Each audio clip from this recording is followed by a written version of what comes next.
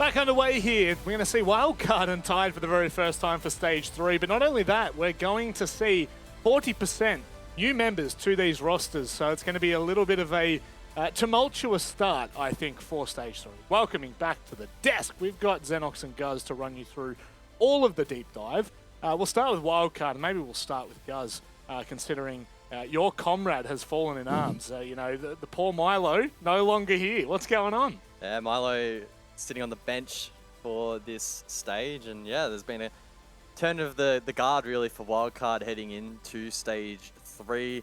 Tuhan, Bouncin, they jump in, and they're looking to reboot a team that really has struggled over the last probably like 24 months at this point, looking to see if they can see some new haircut for Vinny. So it really is a new look for Wildcard heading into this stage. I think he's either walked under a tree and a bird's pooped on the head, or maybe he's fallen into a you can't fucking bleach. You know, I don't know what's going on here, but that's a decision that some people make.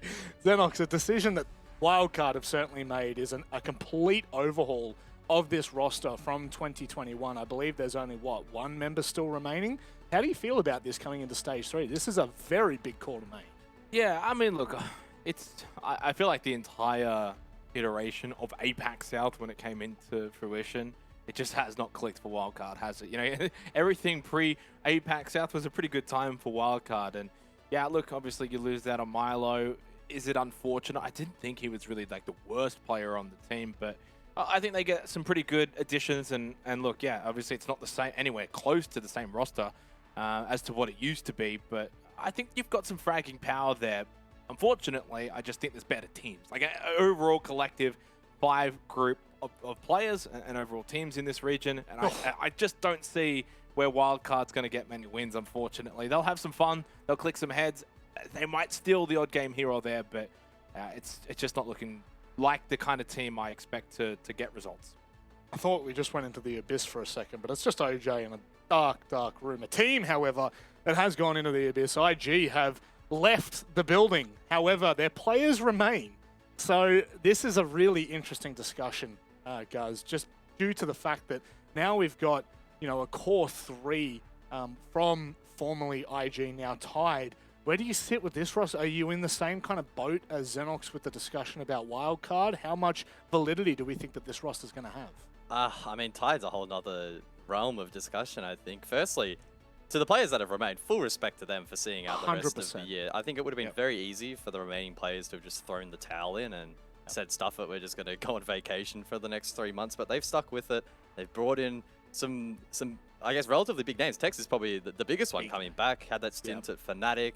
We're going to see what he's made of. Sheev as well jumps through to prove what he's worth in Tier 1. So I think Tyde are an exciting team heading into this final stage. Unfortunately, I don't think they're going to be really mixing it with the top 2, but stranger things have happened, and who knows, this could link together into something nicely. And I think they'll just be looking to build into next year and hopefully make some names for themselves.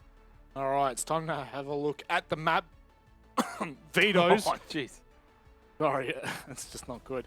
To be honest, I'm throwing everything I know out. Tyde and Wildcard, honestly, Xenox, I don't know what map is going to favor either team. We go to CHALET, which I think is actually in APAC South. It's a very even slate for every team.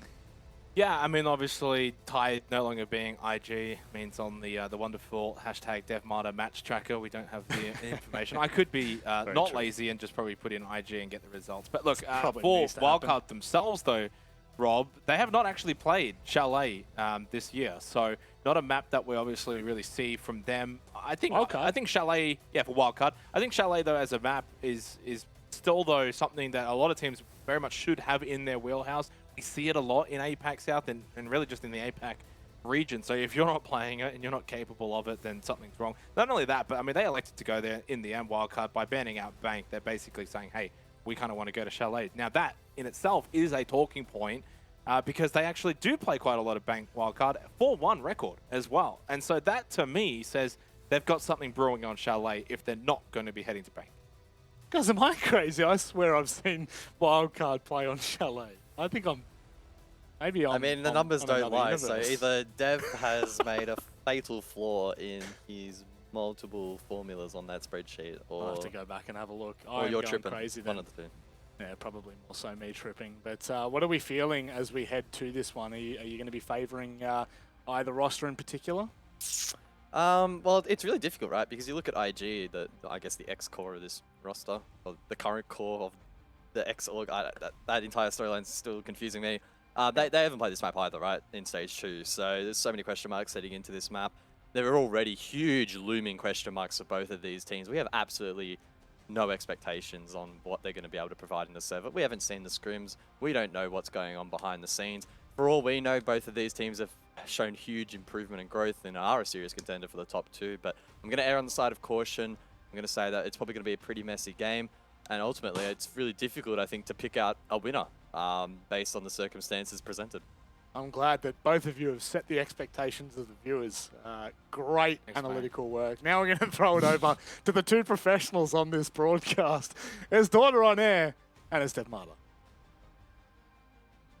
Cheers, Rob. Time to get to know these teams a little bit better. Mandy, we haven't seen any of Tyde in the last, 4 years? It's a bit of an OG name. Way back in the day, the old Invictus roster that had like Lunar Metal on it, it used to go by this name. But now we're talking about completely different teams. Is it even worth looking at Stage 2 results when you're trying to judge this new Wildcard and this new Tyde? I don't think it is. It's totally new territory for both of them. They're swimming into deep waters, and I just think that we have to see how this first Playday goes to really tell the tale of both these rosters. Yeah, and the chances of making it to the Six Invitational for both of these teams through points is looking pretty slim. I've got Tyde currently on 36th in the world rankings and Wildcard at 41st with 0 points. So that's Tyde 41st with a whole bunch of other teams that are also on 0 points. Not looking too great for SI, but this could be seen as a bit of a reparation stage, right? If you want to try and make it to that major, give it all you've got. Even if you don't make Six Invitational, you might be able to make it through the open quals. So it's really about redemption, I think, for both of these rosters. I'd agree with you. I think that for literally any roster going to APAC, the goal is to make a LAN, right? You want to be in that environment, get the international experience, because that's not something that we see a whole lot in this region. It's pretty rare for our region to go into SI as well because of the way the points work. And so making these LANs and being there and being present is just everything that you could ever aim for. And just the experience of being there is, yeah, I feel like it's enough to motivate any team here. For sure, and especially for some of the guys like, you've got Bouncin, who went to the Charlotte Major with the Chiefs, didn't have the greatest performance. Now with the Chiefs disbanding, he has found his way onto Wildcard. Tuhan as well, formerly from Ground Zero in the Oceanic Nationals. You've got Tyde's new players, Tex coming from Fnatic. He's been out of the game for quite some time now, and then the very first Malaysian player to play in APAC South Shibe as well. Kind of exciting to see some fresh faces. Well, I'm so excited. So I'm half Malaysian, and so I'm so happy to see Malaysian player in the server finally in APAC South, and I'm really hyped for... I don't know what we're going to call him. We're going to call him Shive? Sho? You tell me. You're the one who's half Malaysian. Well, Shive is a type of dog, and you're the dog person, right? I guess so. We'll have to call it even there. Let's just segue away from that one. We're in the game, guys. It is CHALET with Tyde starting out on the defense, and they ban out the Nook. So of the 4 grenade operators in the game, 1 is already gone. Ooh, an odd set of bans to go out. Nook, of course, being one of the operators that is left with grenades. This is a very important point we have to make about the new season dev. Grenades, especially vertically through the floor, are not quite as impactful as they used to be because they've changed the way that the destruction works through vertical floors. Not going out means that the only set of viable nades left is essentially Sledge, with Glaz being the other one, but doesn't get played too often. Valkyrie going out. It's pretty normal here. As for the last one, I do wonder whether we'll see the Azami slip through. I do love Azami. We saw some great play on Skyscraper, and she will indeed slip through the ban face. Oh, I really like this ban phase. This is already a very exciting CHALET. You've got all the EMP grenades in the hard breach as well, all the range hard breach. Azami's been left in too. Just the Wamai to make some of those anchor positions. I can imagine the shields with like the top floor starting to become a little more difficult to hold on to.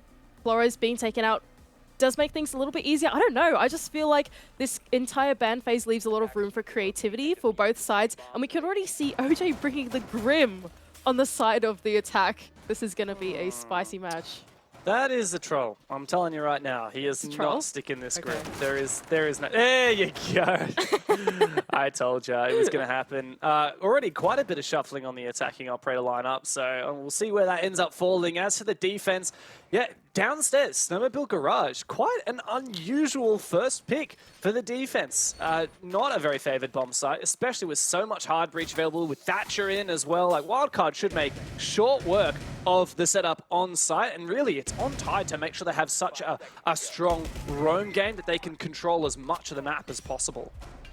Well, a strong roam game is what you asked for, and they shall provide. It looks like a very extended roam going through all 3 floors of this map. We can see the Azami barricades being put to use inside of this library room, creating some interesting positions for Nate to hold on to, try and deny some of that entry through the top floor. Meanwhile, the rest of Wildcard, though, they're not even going to look to do this roam clear. It seems like they're all hitting this north side of the building, trying to cut off the roamers rather than going for a full clear.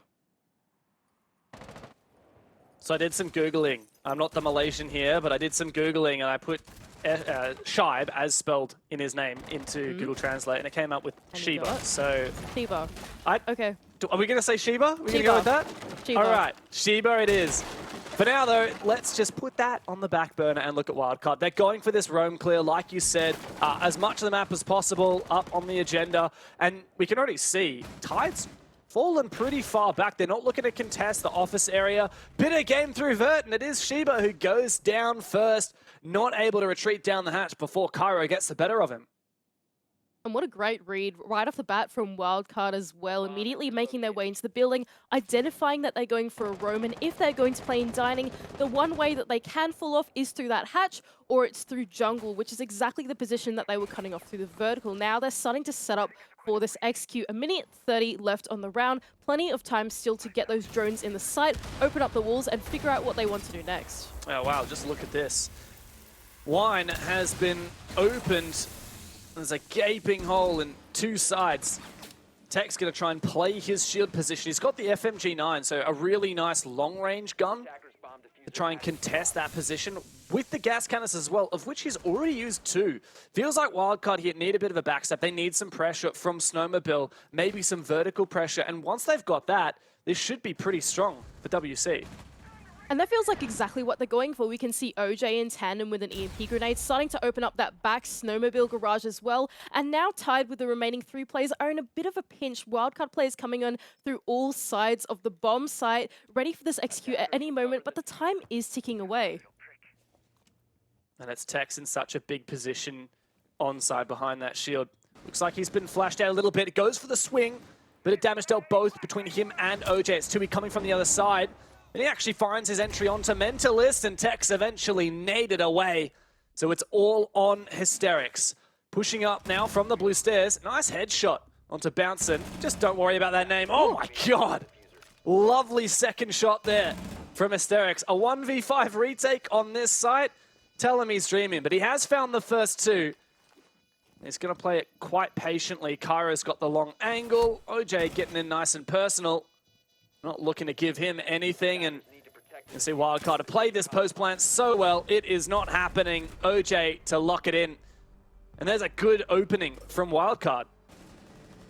And yeah, what a great round from Wildcard. Right off the bat, reading into that roam really well. They didn't contest that hold that Nate was doing inside of Library. They forwent that completely, decided to just play cutoffs instead. And Cairo with that very masterful entry through the top floor, opening up vertical and cutting off Shiba through the hatch, really enabled the rest of Wildcard to make their way in through the back, choke out the defense, opening up all the walls, and really it was all over from then out. And so just excellently played right from the beginning to the end. No chokes.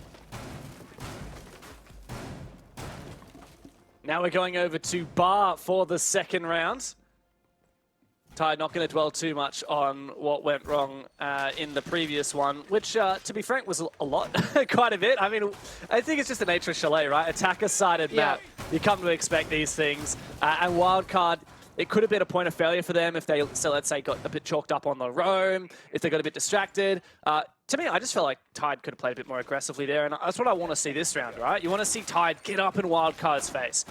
And if they can do that, if they can perhaps force the opening on their terms, instead of letting it just play out like Wildcard wants it to, then, yeah, I'd back in the SEA crew. Well, I mean, can we even call them that? They got 2 Aussies now. I'd back in Tyde to be able to have a good response. Something that interests me is Wildcard and their new roster pickups in Tuhan and Bouncing. It's called Monster Balls in the server. Look, we're not going to... He also wasn't consistent with the WC capitalization. Everyone else is Wildcard, and he's Wildcard. And I just don't appreciate that. Well, as you say, the sneaky C has made his way into the building, and that's the first pick for Wildcard. The entry is the role that he's going to be playing on now.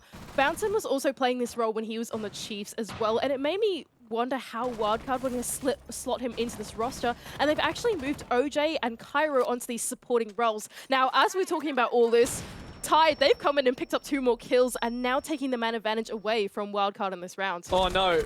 Oh, wow, what a good crossfire there. Hysterics just found his 3rd on the round. Wildcard are feeding him up in Library. So low on HP, but he's still managed to do a lot of damage. There you go. Finally, Tui will finish him off. The silencer perhaps helping Tuhan confirm that kill with the lack of traces. Hysterics wouldn't have known where he was getting shot from. Oh, but just look at where the diffuser is. How are they going to pick that one up? Hysterics, he was sitting in the corner of Library. Tuhan now starting to make his way through the other side of the map, just looking for picks at this point because the objective is far out of reach, doubling down with Bouncing. But do they know where Mentalist is? And they don't. That was quite something. I don't know how, like, from our POV, like, Mentalist never peaked. Was that, am I crazy? Like, Mentalist in Kitchen. Crazy. I never saw him. I never saw him peak. Wow, that's nutty. Well, there you go.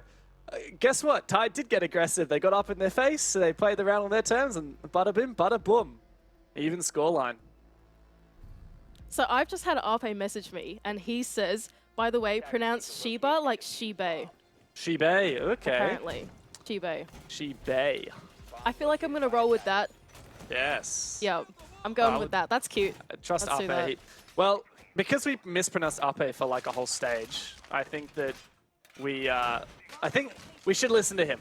He is a valid authority on this. I agree. He gets the pronunciation card on us, even though we are casters. Anyway, now Tyde making their way down to the kitchen and dining bomb site, looking for an extended hold upstairs, aided by those castle barricades and Goyo shields to prevent any rush coming through inside of West Main. In the meantime, seems like a pretty extended hold in general, looking for as much map control as they possibly can, even opening up some of those hatches to rotate out through Library. Even castle barricading off the bottom of the jungle double, that diagonal double door, allows the roamers to move around that ground floor much more easily. All right. What are you doing here, Nate? What's the play? Sure. I mean, this is where everyone loves to spawn peek, right? But it's a bit late for a spawn peek. What's he doing in that position? Oh, well. Wildcard is shaping up for, it looks like a solar across take too. He's going to play this double window. He's got the Nomad air jabs to protect from his runouts, particularly when that trench runout can be so dangerous while you're on this rappel. I like that as well. The Hibana OJ coming over just to open up this castle barricade a bit more efficiently and effectively than just knifing it 9 times. And I don't mind this from Wildcard as well. I like the way that CHALET has shaped over the last few months that we've seen it played. At one point, solo takes, they were all the fashion. Everyone was doing it all the time, no matter what the site was. At one point, the bottom uptake from the basement through Library was the whole thing, and now it's going back to solo all over again. It feels like CHALET's become this very mature map where everyone kind of understands how to take in many different ways, and it's always very exciting to watch. And even a vertical C4 through the floorboards will collect a kill onto Tuhan, and Wildcard now down in the man disadvantage. Ironically, Wildcard love that C4. It was always Imorin who used to do that C4 up through the floor onto the player on double window, so I really rate that. But here's Shibe. Is he about to find a backstab? See you later, OJ. Great double down pick there from Tyde, and they will keep this momentum on their side. Hysterics finds one, and well, Vinny is the last one left alive for Wildcard, and he does not survive very much longer at all. You can see Tyde have come to life. Very well played there from Tyde. It just felt like Wildcard. They didn't quite have... Well, they didn't quite have the intel, let's say, on the roam that was happening there. Shibe, he seemed to go completely undetected through bathroom, and I don't know about that. I think that even though they consolidated all their players into the Solar side, they didn't have the cutoff on balcony. It felt very half done, let's say, and that Roam was able to get away with slipping through the cracks of the attack, and they were able to pick up kill after kill following that opening entry from the C4. Yeah, certainly looking a bit troublesome now for Wildcard. And historically, this has been quite an attacker-sided map. And going down on the attacking side, I mean, even if this ends up being a 3-3, I don't think that's the worst. But we would hope for a 4-2. I would hope so as well. CHALET, we do typically see, is attacker-sided. And the first attack that Wildcard did was very clean, but the ones following after that, they couldn't quite close it out. Now Tyde taking us back down to that basement bomb site. Last time we saw them play it out was that very clean attack from Wildcard. It was very well read on this roam, but this time it seems like Tyde are not going to repeat this hold they have in library. They've read into the fact that Wildcard do not clear it out, and instead of pushing more utility over towards this Master and Solar side. Thank you, Sky, for pointing it out. We love our Observer. Yep, Skizzle always goated on the sticks. Here we go. Thatcher and Thermite, iconic combo. Easy breach to kick off the round. Snowmobile opened up wide.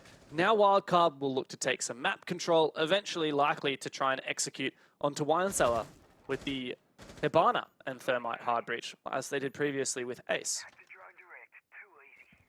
Wildcard, though, they're completely changing their roam clear philosophy, though. They've identified that there's only one player inside of the bar, and I think that's Hysterics on the Jaeger, as well as one player trying to support him from within jungle, but they already have a player on the cutoff for it as well. And instead of just looking to cut off from that north side like they did the last time, they're looking to actually clear these roamers while they're in this spot that they really can't fall off from. Wildcard aren't going to get this free real estate here. You can see Hysterics playing that position in stock. Wildcard seemingly aware of it. Bounce and opening up some lines of sight, so it's not going to be possible for Hysterics to escape without being seen. He may decide to just take this fight. Tui, don't know how he got the info there, but he does take down Shibe. Meanwhile, Hysterics goes for the swing and takes down Bouncin'. So even man count as it stands. But look at where Hysterics is. I just don't know how he's going to be able to fall off from this position, actually. Because Bouncin' has been taken down, he's able to get aggressive on this double window. But the rest of the Wildcard players have forfeited this position for now, starting to make their work onto the wall and onto the site instead. They're happy with their one pick. And there we go. Pressure onto the site already. OJ opening up that snowmobile garage, while Cairo with that sledgehammer can start to make use of the vertical. Oh my god. Hysterics is lucky to be alive. I think that was Cairo from behind. Started to put a bit of pressure his way. Nate, though, getting aggressive. Hysterics trying to cover the player. Sees Cairo's sledgehammer from above. Cairo still gets him. Nate's able to take down OJ in the meanwhile. This is so back and forth, Mandy. And Wildcard are not allowed to go for their normal plan without a bit of a spanner in the works. And there's Nate for another one. The Aussie on the Mozzie. Can he go for three?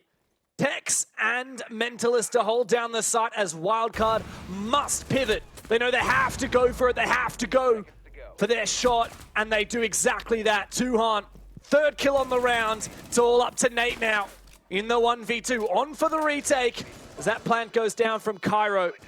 Tuhan holding his position safely inside of Con. This is not going to be an easy retake now for Nate. As he rounds the next corner, it's Tui once again to lock it down. So well played there from Wildcard. And you put that perfectly. Wildcard, they really played the attrition game through that mid-round so well. They identified that the roamers were in a position where it's very difficult for them to fall off Hysterics. He was inside of storage. There was no rotate back through the main stairs. There was nothing that he could have done to be able to make his way safely through jungle and eventually get out. And by playing that trades through the mid-round and eventually pivoting their attention in the late round to the bomb site and then continuing the trade game there, eventually Wildcard were able to close out that round.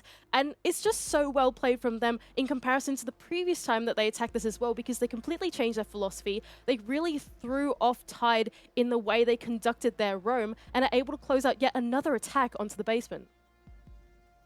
Yeah, curious to see that it's Wildcard taking their tactical timeout now. They just won a round. I mean, you could argue that perhaps they strategically lost it, and this should be 3-1 at a deficit for them. But regardless, that is where we stand. They've managed to scrape away that round, even the scoreline, on the back of a very lucky and well-played 2v3. So now they've had a bit of a time to talk about it, figure out the plan for what is next. Tyde gonna go back to Bar Games. This was the first bomb site they won successfully, and the name of the game was, well, I was gonna say Aggression, but realistically the name of the game was Hysterics. Playing his position in Library, Wildcard were not able to clear him. Wildcard, though, they're changing off from the Ossa into the Lion, as well as aiding with the Capital to try and clear some of these positions. Now, Wildcard, we've seen historically with Pat on the team, they're very good at using this Capital. We've seen them put to some good use. We've seen them clear Janitor on Bank with it very, very well. And I can't wait to see what they bring out in this round as well, because they're just so good at using those affiliating bolts to clear out power positions. I can only imagine it might be used on the Library corner, maybe top mezzanine to flush them out into a line of sight that someone might be holding or something like that. But I feel like if they can get this to work, it's going to be masterful. Yeah, well, you know what? The exact position that won Tyde the previous round on this bomb site was Hysterics playing in that corner of Reading, right? Now, OJ did have the Capital last time, and I've no doubt that the my ban from Tyde has kind of inspired the Capital usage, because there is no counter to that Capital. So I expect that must be what it's used for. Why didn't it work last time? I'm not sure.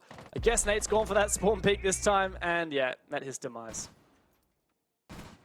And that's those keyword barriers off the board as well, remembering that they generate over time. So now he can no longer put that active utility down on the defense. And so you don't want to be losing that operator early on in the rounds. Now, Wildcard here with the man advantage. We've seen them in this position a few times now, but they're not always able to close it out. But Deb, we might be able to see what we're looking for here. We can see the Capital out here on this Library position, but Hysterics, he's not going to be playing in that corner, just sitting here on Mezzanine, waiting for the onslaught to come through.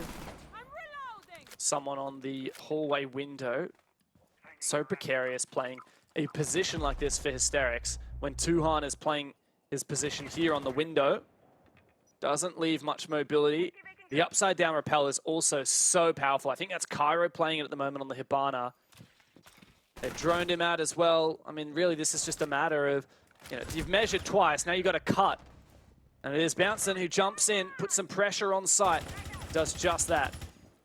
Oof, and landing a few more shots as well into Shibe. Hysterics, he can start to get aggressive onto Kairi, looking for the timing on the swing, but Tex can double down for another, and now all of a sudden the man advantage that Wildcard had in their hands has been given away. Dangerous game to play, Wildcard. And now Hysterics is once again left with the diffuser in his palm and a perfect position to make this work. He is caught out though. He didn't see the drone on the windowsill. And that is the information OJ needed to deliver the killing blow. Shibe and Tex now. Shibe's got info where that kit is. But Bouncin, OJ, and Tuhan have all the ingredients they need to make this work. OJ with a smoke to cover. But where is this execute going to be? Tex does not give up. And it's once again a 2-on-2. Only 30 seconds as well, and Wildcard, the diffuser in the hands of Tuhan, but Bouncin will start to open up the site. Now Tex, he's left in the clutch situation. Yeah, he's already found one pick though. Can he get another two? This would be quite a return to form, but it's not going to be the case. Bouncin balls with a monstrous play. Cutting off the hallway, and there you go, Wildcard take the lead. Well played from Wildcard. That mid-round was a little bit more scrappy than we thought it was going to be. We thought that measure twice, cut once technique was going to work out for them. It typically does if it was the old Wildcard roster, but this time, not as clean. In the end, Bouncin able to make his way in through Mudroom was the key that they needed to opening up the round. He took down some anchors, was able to open up that bomb site, and eventually when they pivoted their focus to that bomb site and looking for the execute, it really rattled the defenders that were left there and they're able to close out the round. Not gonna lie, Manny, it's getting a little bit messy. Some of these rounds, just back and forth. Like, I mean, what else can we say in a round like that where Wildcard have a clear advantage, Tyde evens it up, and from there it's just pick for pick, blow for blow. Oh, well, for Tyde at least, they could go back to kitchen dining, which they have won previously. It's now unlocked for the final round of the half, and they're looking to even up this scoreline going into their attacks. And I wouldn't even just say evening up the scoreline is what Tyde need here. I think Wildcard needs to pick up one more attack onto this Tyde roster, because as we've seen in this matchup, each time that Wildcard have choked out these defender positions, they've opened up walls, they've made use of the ranged hard breach. They've been able to clean up rounds on Tyde. They've been almost flawless, some of them. Even though they get messy in the mid-round, eventually the execution comes out and it looks really great. And I feel like if Wildcard do not meet this 4-2 half of the course, then their defense half is going to be a little bit tricky. Well, there you go. Pressure's on for Wildcard. Wonder if Tyde has got a response to the C4 that killed him last time. Sky, can we have a look at the holes? The holes underneath the master window. Maybe if we flip around, can we see them? Oh. They haven't actually made them this time. So what happened last time, thank you, Sky, was there were holes underneath that window. They threw them up. That was where that C4 was, right? Yes, I'm not it was. going crazy. Yeah, there you go. That's the Emo Rin C4. But the holes haven't been prepped this time for Tyde, so not going to happen. Wildcard given a little bit more free reign. Oh no, Shibe just missing the timing on the player, trying to play this cutoff on the rappel. Oh no, he looks away again. Almost had his head taken off, but is able to get away with his life and Tex. He's still able to get that C4 off. Impromptu holes made. Oh it's dear, because he's running the Wildcard. shotgun, so he just made those holes before he threw it. He is. I had a feeling that was going to be the case. Well played from Tex. Very cheeky. I love that. And well, Tuhan, 2 for 2 now. You've died to that same C4 on that window. Wildcard can at least lap up the ground, but at a man disadvantage. They can start to make use of this vertical though, because Tyde have given away all of the vertical pressure that they were holding onto. They've all fallen off onto this ground floor or the basement now, which is where Nate is currently residing in. One player left on the site, Tex. He's about to be in a world of pain if that sledgehammer comes down on his head any second now inside of dining. And Wildcard can start to shape their execute around this trophy side of the map, given that the rest of the map is, the sites is essentially free for them.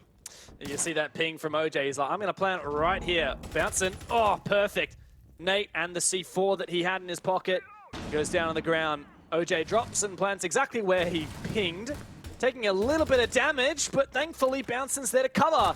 Is he there to cover another one? Oh my God. Lucky headshot, there he is. But the trade is back and Shibe going to have to prove his worth. A 2v3 now, but Hysterics makes this look doable.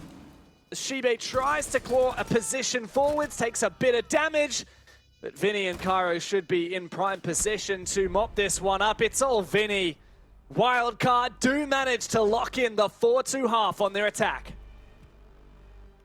And what a clean attack as well from Wildcard. That was just so well played once again through the solar side of the map. They didn't cut their corners this time. They made sure that Shibe indeed was not there. They had a player out on the rappel, looking inside of bathroom, making sure that he had indeed fallen off before that entry came through in the top floor. And as a result, Cairo was able to make full use of that sledgehammer.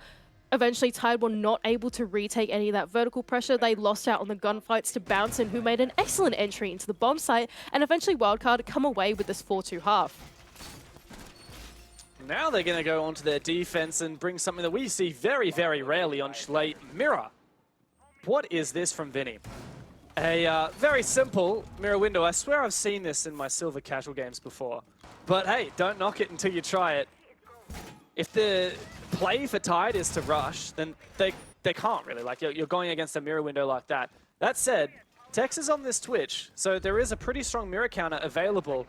And if that reinforced wall where that mirror resides ends up just being a open mirror window, that's a pretty significant gaping hole exposing one of the strong side anchor positions. I'm a bit more curious as to where that second mirror has gone, to be honest, because I feel like that dictates the way that the rest of Wildcard shape their defense around. I can only imagine it's gone on the top floor somewhere. Okay, here we go. So it's just gone on the top of mezzanine in replacement of where typically the shield would be. Now it's also aided by a rotate, which cannot be seen through the double window. So whoever plays on mezzanine is given a lot of leeway and a lot of mobility to play both in mezzanine and inside of library, while only really contesting one angle at a time. I really rate this for Wildcard. Nice to see Wildcard flexing the strat book. It is kind of what they're known for, bringing out these different ideas and coming in with a lot of specific strategies. But, of course, the flip side of that is sometimes their weakness can be tunnel visioning the strategy, being a bit slow, being a bit too methodical, especially in a region like APAC South, which is not known for being methodical. Oh, now Bouncing. He's got to be careful here. He's about to be caught in the crossfire. One on the cutoff of the double window, and another about to make his way through Solar. He's able to get away with his life, though. No damage taken. The entry starting to come through on Tyde's side as well, making their way through Master. That should be Mentalist on the other side of this gunfight at the moment. Making their way through Piano now. Top floor control given away seemingly easily so far to Tyde. Yeah, and what's more, there's no shield at top library stairs. Is there even an ADS? I mean, there's no Jaeger, so definitely no ADS. So I wonder if Tyde can counter this setup from Wildcard just by marching from the northeast, by taking control of the Piano hallway, by clearing mezzanine, simply by swinging it. Well, the thing is, for the Wildcard setup, it doesn't seem like the hallway is the main point of contest. It's actually Library itself that's made more of a power position for Wildcard. With that rotate, Vinny can make his way in. He's taken down, but is able to take Mentalist out with him and can get picked up by Bouncin. Cairo, though, will also go down. Oh my goodness, Tyde, they've shaped their attack to go on this ground floor. Instead, they've completely thrown off Wildcard. Yeah, thing is that Library box hatch is open and Bouncin's able to scare off that player trying to sneak into sight using that. Wildcard feeling a little bit of pressure now, but they still have some pretty decent positions. The key here for Tyde is isolating these 1v1s. I'm pretty sure Shibe is just... No, that was just the Gemini. He's just walked into sight, but it was just a Gemini. Nate's found the pick onto Bouncin. And, well, you just say it and they fall. Immediately, Tyde spring into action. A lot of pressure now on OJ and Vinny. OJ's found one. Both of these Wildcard players are very far back in the side, exposed.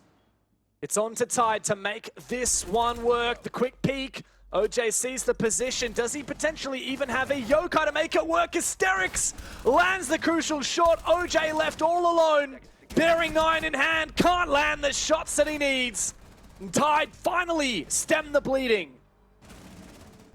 I read that from Tyde. That was a really well-played attack towards the end there. They realized that Library was quite well contested, but instead they started to pivot their focus to that ground floor instead. As they got that top floor control so quickly, they had so much time to be able to change their attack in the mid-round and throw off the defense of Wildcard. We saw Cairo, he got called out somewhere, he was taken down.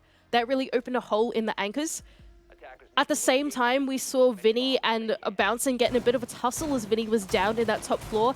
And for Tyde to find that timing onto the anchors and throw off the defense really opened up that round for them, and eventually closing out all the trades. It was beautiful.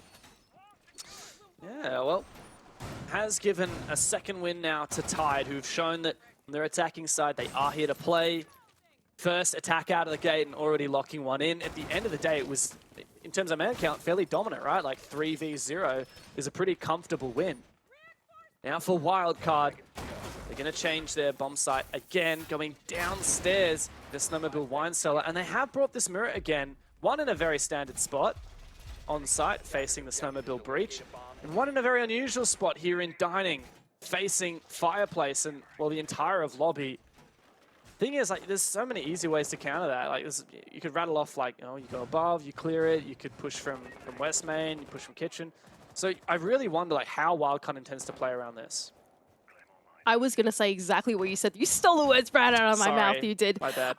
Cairo, last time we saw him entry on the sledge, he was able to take down Shibe, going through that top floor, playing that vertical with the sledge, and that's exactly where that mirror window is currently situated, and it looks like Tyde are going for a very similar approach. The difference is, though, they have Tuhan already in this closet position, knowing that the mirror window is mission critical to the roam game that they're trying to play, and holding on to that top floor for as long as possible, protecting Bouncin, who's on that ground floor and will be playing that mirror window eventually, making sure that the defense is still steadfast for at least a little bit longer. But Shibe has actually already managed to sneak into office. Tui does fall back, thankfully in good time. Now, fortunately for Wildcard, Shibe's not playing the sledge, so he doesn't have the ability to open that floor beneath him and start to expose that position, but he does have the ability to cover his own flank with those air jabs. Tyde still droning out that top floor, just making sure that they haven't left any strangling roamers behind that might backstab them, making their way through. But like you said, there's actually no vertical pressure, something that I didn't notice when I was originally talking about the possible holes in this Wildcard defense. Tyde haven't really read into this part of their roam clear, and now Wildcard, they can sit pretty comfortably on this ground floor, but they're going to give it up instead. They're happy with having wasted essentially 2 minutes on the board. Tyde, they're actually starting to put their pressure onto the site instead, Maverick tricking this wall a little bit, and making their way into the backside of the site instead. Not gonna lie, Nate, that is pretty ugly. I don't know the intention It's not pretty. That is not pretty, and it is not an entrance. So Tyde not going to have very many options in the late round here. Not bringing the thermite, but Bouncin already going to make it even more difficult with Hysterics going down. That's a valuable set of nades taken out. I have to start to question the operator picks here for Tyde. They have the range hard reach in the Hibana, but they can't really make an entry hole with how many X-Kairos has now been used on this wall as well. And so this elbow wall is essentially going to stay closed. The only thing that Nate can do is maybe make a crouch hold to make his way in, but is that going to be enough for them to execute onto the bomb site?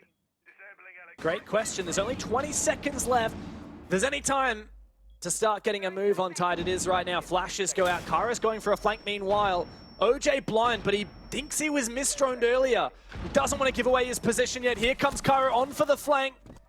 But really, it needs to be OJ on side. He's taken down the player covering. He's taken down the diffuser player. And that is all she wrote on for the round. Wildcard just 1 round away from match point. That was a great round there from Wildcard. I would say I want to put that towards a slight, I suppose, misread on the side of the attack from Tyde.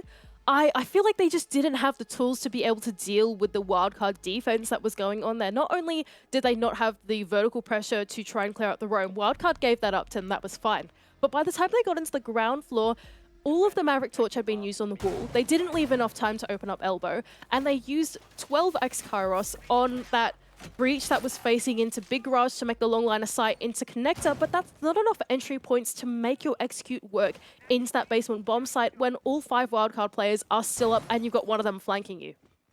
It just felt like Tyde didn't have the tools in their hands, and Wildcard fully capitalized on that and punished their mistakes. Pressure now on for Tyde. We've seen pretty big comebacks before. We saw it earlier today. Dials looked like they were going to lock in a full 3-point win at a 7-4. Fury proved they weren't out of it yet. And both of these rosters in the server right now, very, very new. I mean, Tex, you got to expect that he's not been exactly warm between jobs or between teams for the last nearly, I don't know, how long has it been since Fnatic dropped their Australian players? A hell of a long time. He's been just twiddling his thumbs, waiting for his chance to get back into it. Shiba obviously never playing at this level before. So the game certainly mounting with a bit of more pressure on these guys. Got to lock in some points here against Wildcard. Wildcard looking for this kitchen and dining hold now, extending their roam across horizontally. Bouncin is in a bit of a precarious position at the moment. He's stuck inside the back of storage, but doesn't look like any attackers are there to cut him off just yet. He can start to make his way out if he wishes. The rest of Tyde shaping up around that top floor, looking to sweep through the map, looking for that library control, playing the cutoffs on the balcony as well. And we've got the Nomad to aid this double window push, play the cutoffs.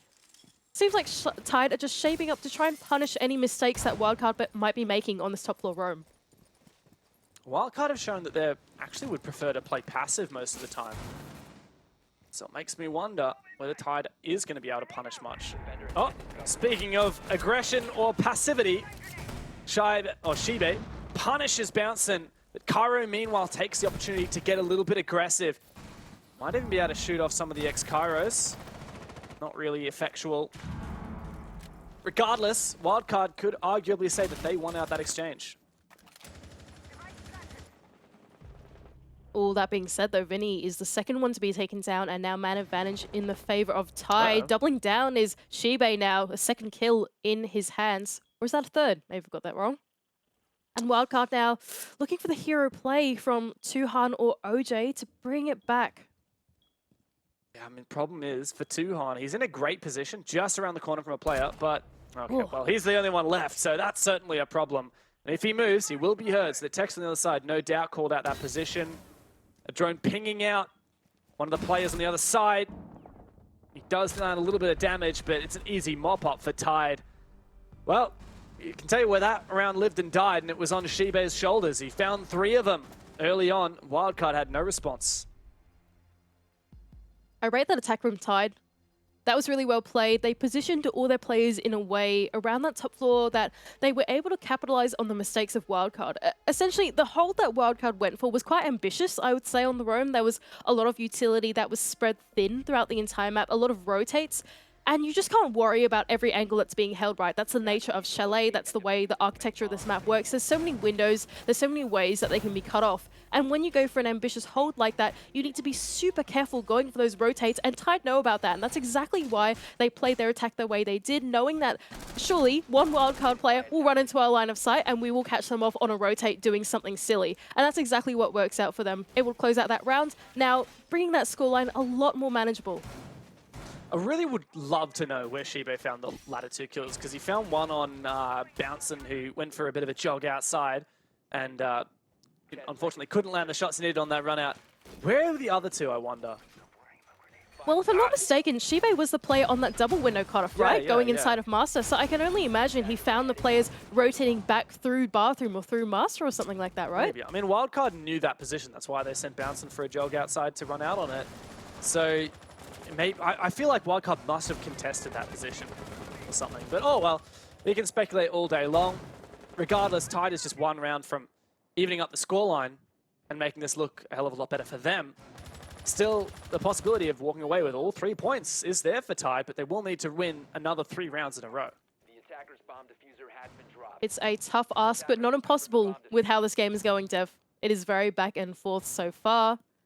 And Wildcard, if the trend continues, could close out here on match point.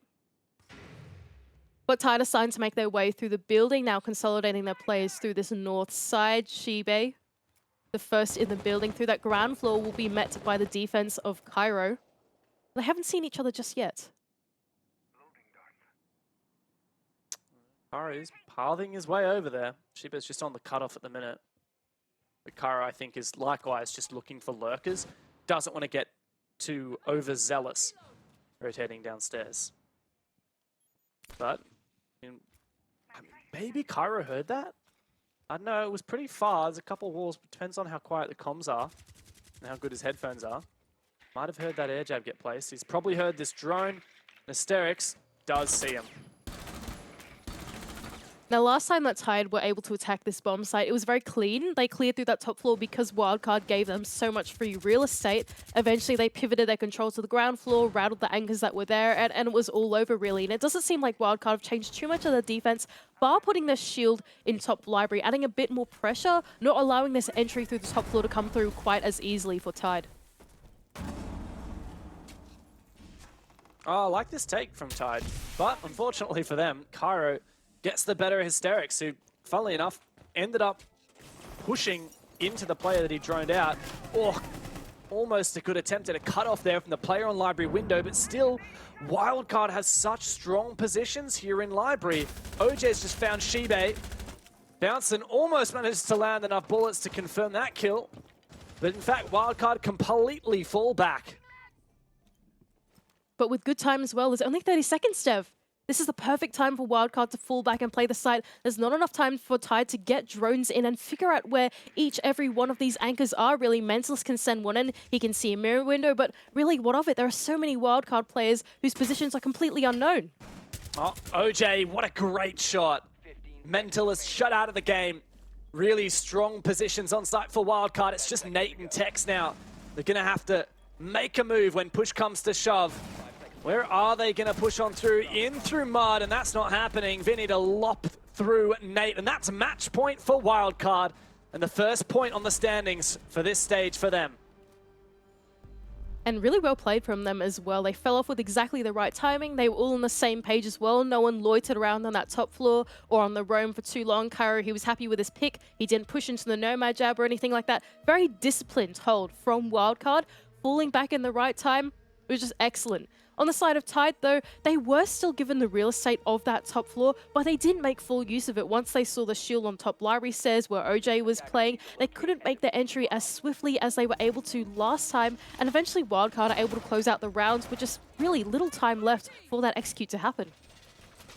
Well, it's nice to see that Wildcard are in high spirits.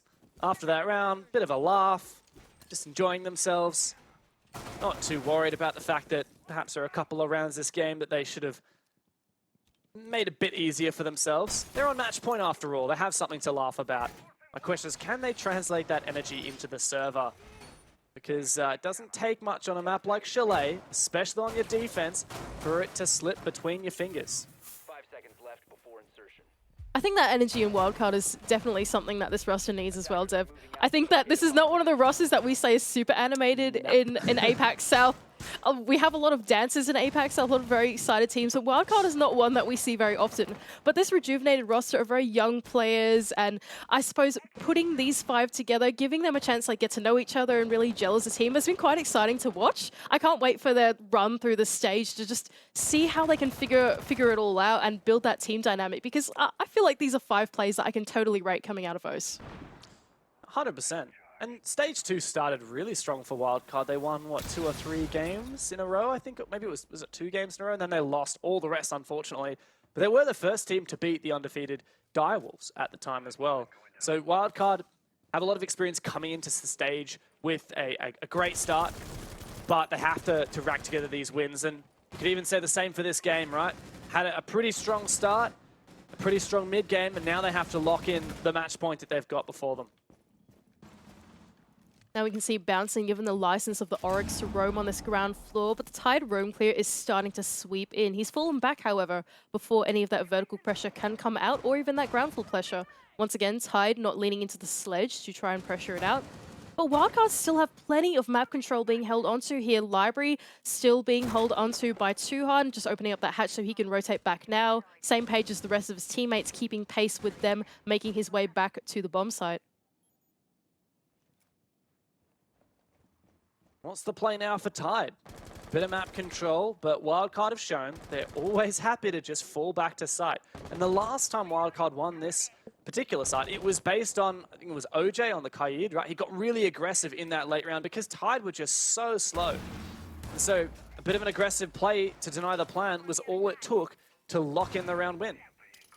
But this time, Tyde brought something different. They've actually brought the Thermite instead of just the Hibana and the Maverick. So if that Kaid Claw does not trick the wall, okay, that was a bit close. They should be able to get into the bomb site much more easily. This is much more accessible now for Tyde if they want to go for this execute. Flashes go out. Oh, but once again, Bouncing finds the opener that his team needs, and OJ locks in the kill on the Tex. This could be a good nade, though. He barely takes any damage from it. It's going from bad to worse. Bouncing on double digits now. And it looks like it could be the end of the line for Tyde. In their first match under the new banner. Shibe, though, has done a little bit of work. Does he have any flashes? Got one in the pocket to try and make this work, but there's not enough time to get it done. A desperate attempt now from Mentalist, and he cannot get it done. Wildcard start stage 3 strong with a 7-4 win over Tyde. I want a clean last round once again from Wildcard. The entire map, they've been playing masterfully, very methodical, but not too methodical that it's kind of biting them in the back. They're playing in a way that's still fluent and really enabling these young gunners as well as Bouncing to make their way through the map and pick up some of those frags. It's just, I love that chalet from them. I hope we can see more of that. I'd love to see Wildcard doing well on a map they haven't played on such a long time.